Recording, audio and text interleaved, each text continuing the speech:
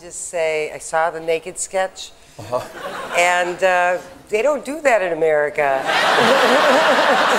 Well, to be honest, they don't do that either here. So the main character, Frank, who is the naked guy, he does it all the time.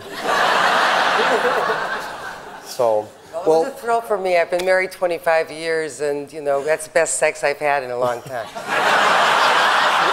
Good.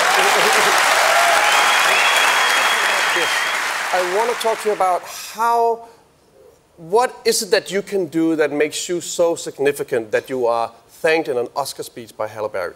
What is it that you are so fantastic at? Well, I'd like to take away all that fantastic stuff and just say I'd like to be humble and say that when I work with an actor, it's a symbiotic relationship. I learn off of them, they learn off of me. A good teacher always keeps learning. I'm always having revelations every time I work with somebody.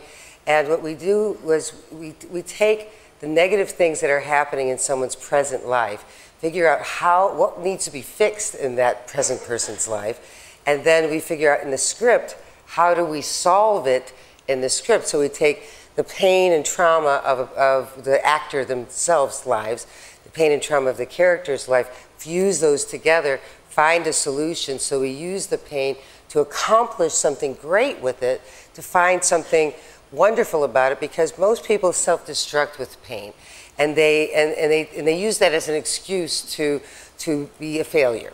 So this way of working is taking pain and turning it into accomplishment. It's a great way to live your life too. Can you give me an example? Because I know you've been working with Jim Carrey, who's a big, I'm a big fan of him. So could you tell me, how did you change his career?